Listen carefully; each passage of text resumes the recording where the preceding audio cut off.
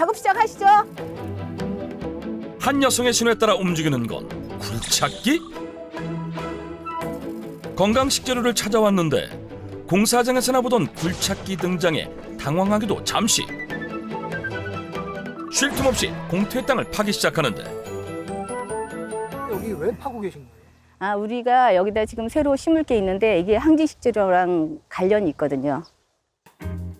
두 번째 건강의 기본, 장 건강을 위한 황제 식재료를 알고 있다는 박미옥 씨. 도대체 뭘 심는 걸까 궁금한 이때 밭 한쪽에 쌓여있던 나무를 챙겨 파던 흙길에 나란히 넣는다? 아, 이건 소나무를 잘라서 말려놓은 건데 이렇게 땅속에다 묻어놓으면 우리가 원하는 걸 얻을 수가 있거든요.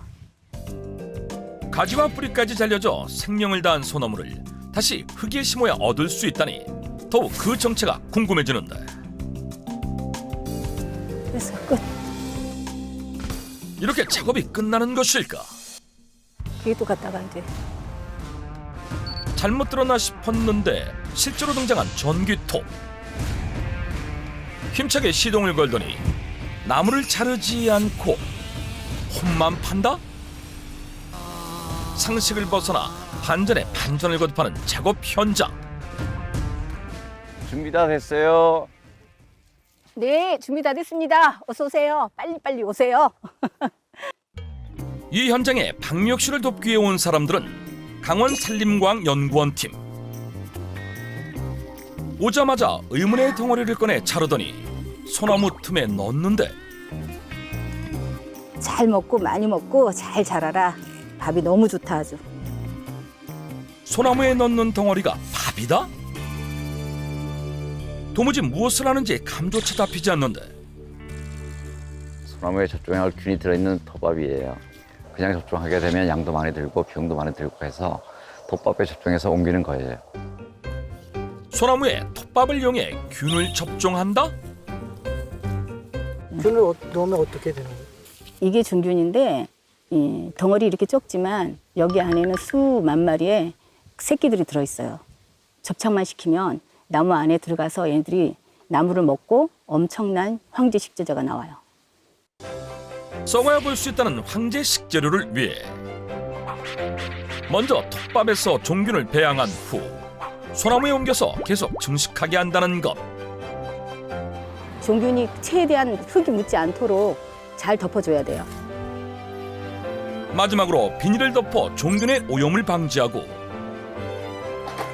흙을 덮어 묻어주면 모든 작업이 끝이 난다. 이렇게 잘 덮어주고 썩을 때까지 기다리면 되는 거예요. 얼마나 그럼 기다려야 되는 거예요? 나무와 땅 상태에 따라서 약간 다르긴 한데 한 6개월 정도 기다리면 됩니다. 긴 기다림에 당황한 제작진. 그런데 이 소나무는 한번 접종을 하면 소나무가 다 썩어 없어질 때까지 계속해서 식재료가 나오거든요. 근데 제가 2년 전에 식재한 데가 있는데 한번 보러 가실까요? 썩을 때까지 기다려야 하지만 다행히 오늘 볼 수 있다는 희소식. 과연 심어놓은 소나무는 어떻게 됐을까? 바로 여기예요. 여기가 전체 보물밭입니다. 소나무의 흔적은 보이지 않을 뿐더러 보물밭이라고 하기엔 메마른 사막처럼 듬성듬성 잡초만 보이는데 잡초만 있고 아무것도 안 보이는데 여기 맞아요? 왜냐하면 아까 땅에 묻은 거 봤죠? 땅 속에서 자라기 때문에 보이지가 않아요. 그 대신 찾으면 돼요. 아무리 봐도 비슷비슷해 보이는 땅바닥. 도대체 땅 속에 있는 걸 어떻게 찾는다는 것일까? 장비 다 챙기셨어요? 자, 오늘도 한번 잘 캐봅시다. 천천히 걸으며 맨눈으로 땅을 살피는 박미옥 씨. 그렇게 얼마나 지났을까 싶은 그때 찾았어요. 여기 있어요. 찾았다는 그곳으로 서둘러 가보니 웬 돌멩이만 보이는데 이게 소나무에서 뚫고 나오는 거라서 껍데기가 소나무 껍데기하고 똑같아요. 땅 속에서 황제 식재료가 만들어졌다는 거예요. 안 믿겨지시죠? 제가 캐서 보여드릴게요. 돌인 줄만 알았는데 황제 식재료다? 곡괭이로 주변 땅을 조심스레 파기 시작하고 얼마 지나잖아 제법 커 보이는 덩어리가 드러났는데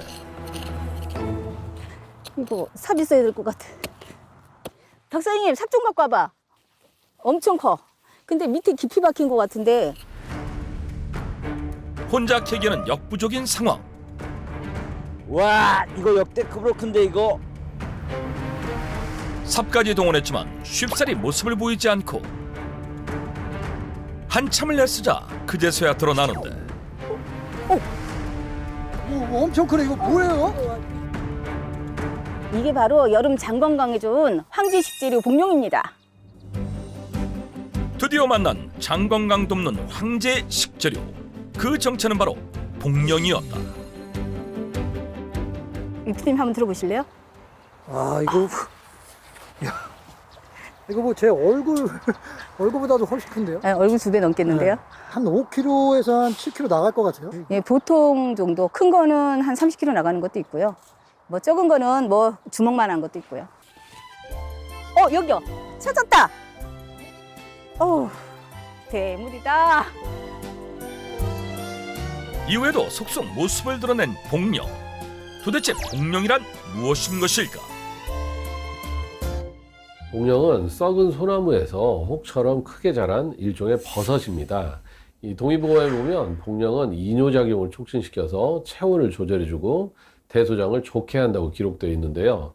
이 대변이 묽게 나오거나 설사를 자주 하는 경우에 좋은 약용 버섯으로서 무려 600번 이상 언급된 귀한 약재입니다. 죽은 소나무에 응집된 영양분을 먹고 자라는 버섯 복령. 조선 21대왕 영조는 인삼과 함께 넣어 삼령차로 즐겨 마셨고 고대 중국 황제들은 불로장생의 영양으로 찾은 황제의 식재료였다. 청정지역 고성에서 바로 캔 생복령. 과연 그 맛은 어떨까? 그냥 자신 있게 먹어요. 몸에 좋은 거니까. 어때요, 맛이? 씹는 느낌은 약간 군밤의 느낌인데 무슨 맛이나 향이 없어요. 어떤 맛이나 향은 전혀 없고 음식에 넣었을 때는 음식 맛을 극대화시켜줘요. 올해로 약 12년째 복령 농사를 지으며 복령 전문가가 다 됐다는 박미옥 씨. 그녀는 어떻게 복령을 재배하게 된 것일까? 제가 원래 사업을 하다가 온 몸이 건강도 안 좋아지고 지방간도 심하고 도저히 이대로 살 수는 없겠다 싶어서 2013년에 여기를 왔어요. 자연식 하려고. 근데 최 박사가 또 복용 종균을 개발했다고 하니까 재배를 해서 팔든 못 팔든 실컷 먹어보자. 산삼처럼 귀하다는 약버섯 복령을 직접 키워 마음껏 먹겠다며 시작한 복령 재배.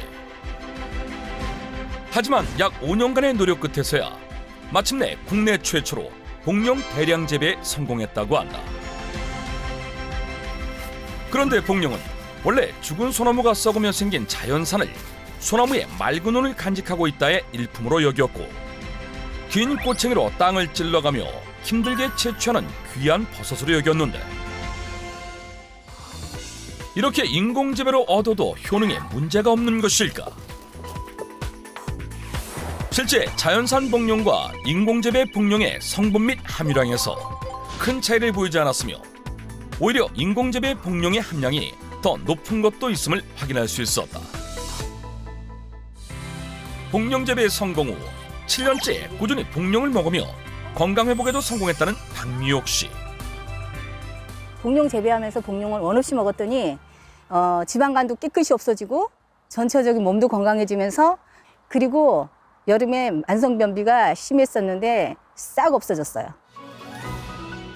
그렇다면 그녀만의 특별한 복령 섭취법은 무엇일까? 우리 복용차 한잔 할까요? 박미옥 씨가 특히 여름에 자주 마시고 있다는 복령차. 계피 맛과 그 복룡의 맛이 같이 뭔가 나는 것 같으면서도 안 나면서 몸이 확 좋아지는 것 같지 않아요?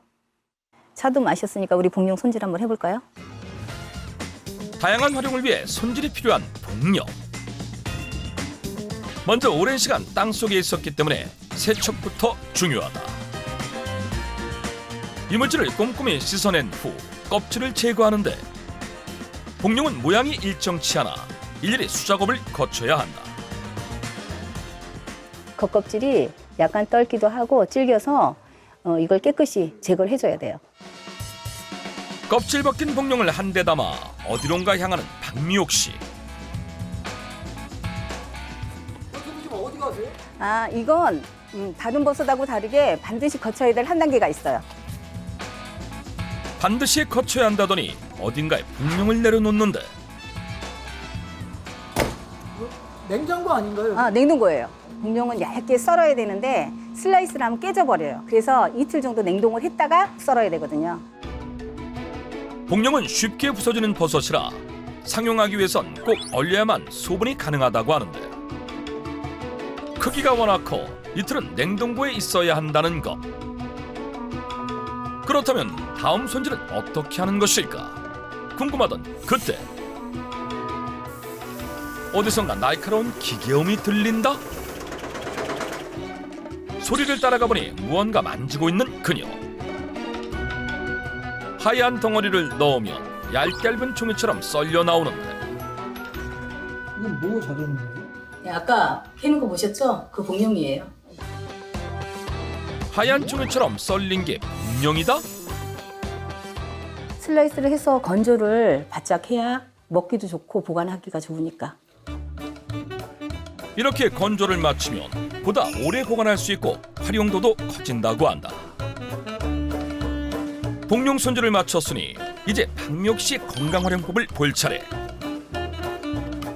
특별히 산지에서만 맛볼 수 있는 생복룡도 활용법을 보여주겠다고 한다. 복룡이 산에서 나는 고기라 하잖아요. 근데 고사리는 산에서 나는 소고기라 하고. 그래서 복룡이랑 고사리를 이용해서 영양 가득한 복룡 고사리전을 만들 거예요.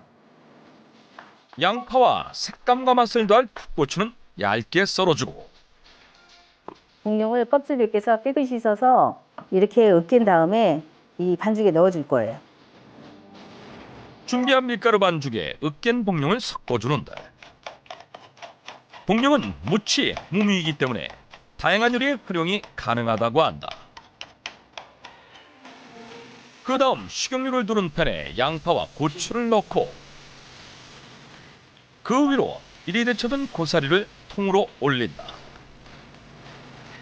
그리고 복룡 반죽물을 적당히 부어 바삭하게 붙여주면 장 건강을 돕는 복룡 고사리전이 완성된다. 이어 두 번째 요리를 준비하는 박미옥 씨.